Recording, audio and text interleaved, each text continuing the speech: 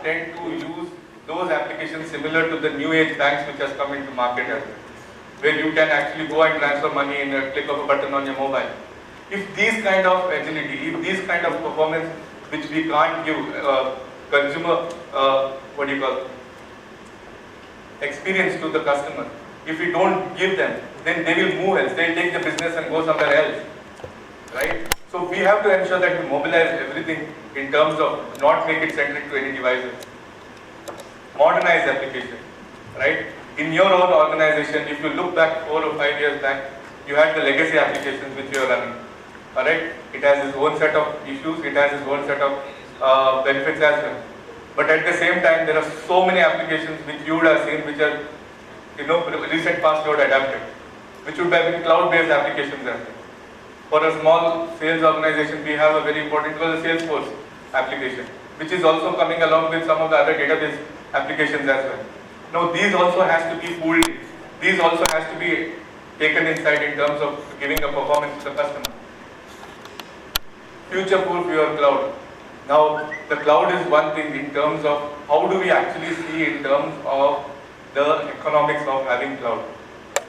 Now, every time we talk about whether to have an in-house IT infrastructure or go it and stretch it to the cloud. Now, what is the easiest example to it is in terms of why do you need it? For example, there was this phone which had got launched for Freedom 365. It was around 250 rupees or something, a digital phone, smartphone. Now that phone purchase was something like around 500 or 600, I don't know the exact amount. But it went suddenly a rage, right? And when you go and click to buy one more phone, it says we are not able to handle the bandwidth to get those, sales requests and all. So you try after some time, right? So what happens over here? When the demand is there, we need to be able to scale up to those things. So cloud infrastructure is very important. We are saying private and public cloud is something which you have to have in your IT infrastructure framework as well, right? It should be so easier that you can move certain applications on certain required movement in your in-house and move those same applications to a public cloud when the demand requires and bring it back, and so that you can handle the economies of this cloud requirement, right? For example, in our own house, we can't put, for example, a family of 2, they may like to buy food from outside every evening or every night for lunch. But that can't be a complete, policy for the house forever that they can do. Because there is, the economic of scales are much cheaper for them to go and buy those parcel and have food at home.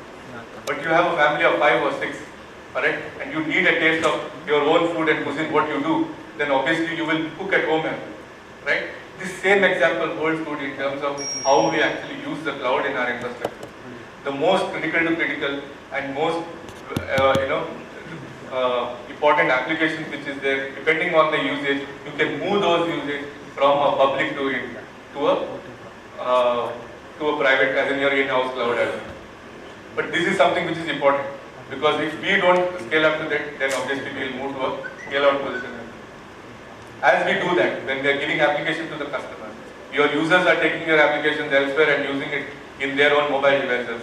We should always be careful. Your businesses runs on the security of, it should be secure. The reason is wherever there is some customer detail, wherever there is some data which is there, which is lying open in the air for the customers as well as for users, it should be secure, right? Because tomorrow we don't want to step into a situation where the data of your companies are moved to someone else. So these are the things which we need to take care while we actually go and put these applications on a cloud kind of an environment. So how do VMware actually delivers this imperative in terms of, like I said, business mobility, any of these applications, be it your, the end user computing is our product which actually we support in terms of the complete business mobility, the app, devices and content, alright? Whatever applications you have, if you don't bound it by for one particular device, you can move it to any device, be it from your desktop, your laptops, any of these things. To a level that now even the vehicles also are there. For example, the Mahindra Reva, right? That is also an application which is run on VMware AirWatch, right? Applications, your new age applications, the cloud ready ones, and your legacy applications, right?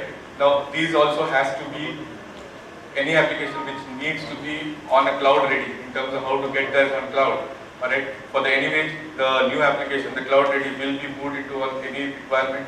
But as far as the old legacy application, we need a app container. Those are the things which we can put on those things and we can run it. At the same time, common management for networking. Like I was explaining, what is the, you would be in a situation where you have your private cloud, you have the public cloud like your AWS or Azure, right? At the same time, the managed cloud by VMware, the Cloud Air Network, the Virtual Stream as well.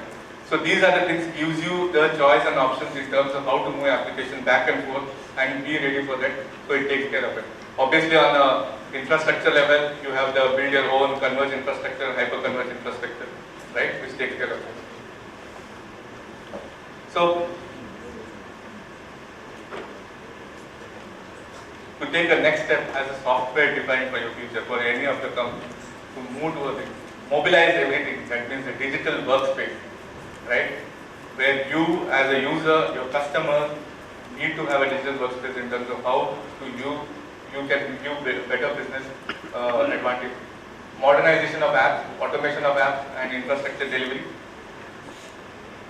Future-proof, the DC virtualization, the hybrid model where you can scale in and scale out.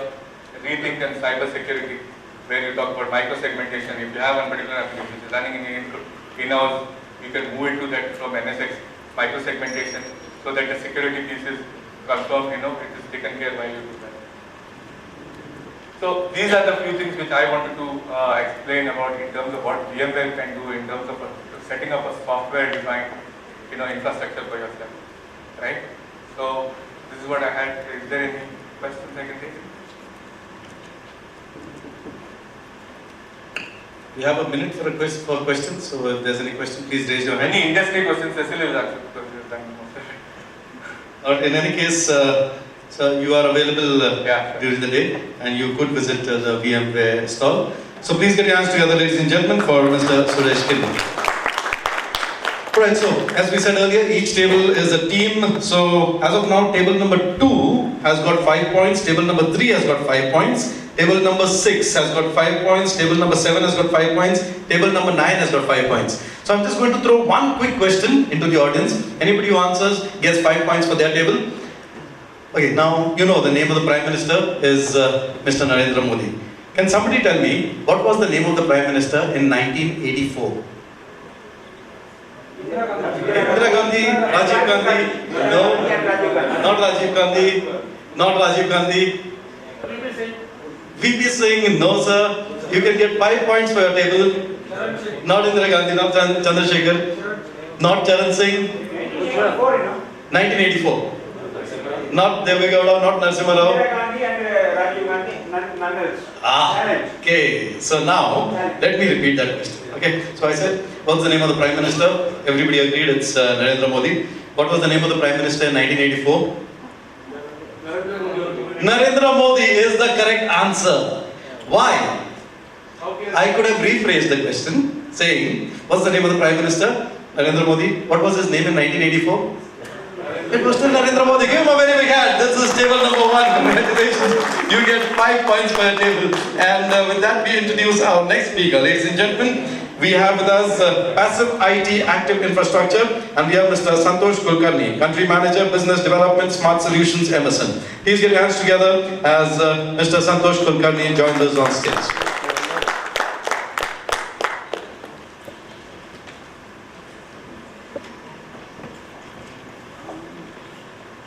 Good morning, everyone, and warm welcome to all the dignitaries here.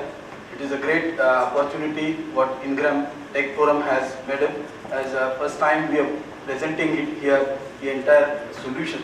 And it is a great coincidence maybe, or it was chosen that way, and if it is chosen that way, I must compliment Ingram team in the way they have set it.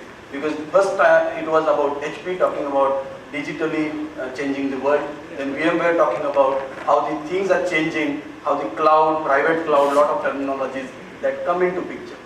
And then comes Emerson slot, which basically has something to house the servers, the storage devices, because that is very important infrastructure development, that bugs a lot of the IT people throughout their life, that how do I have my data center built up, because it is too much of a capital investment that goes into it. Being a capex investment, it is like always people think that it has to be 6 to 10 years kind of a tenure that they have to build any infrastructure. At the same time, when you see these kind of presentations, where they are talking about companies coming in, technology changing every 1 year, 2 years, we are not very sure how the IT components that we are going to house in a data center going to change. And that is where we have come up with something called as a smart solution, where we talk about a modular data center, grow as your need increases, have the adaptability, have the scalability available with you, and that is where I am here sharing the stage with other of the vendors to talk something about this solution.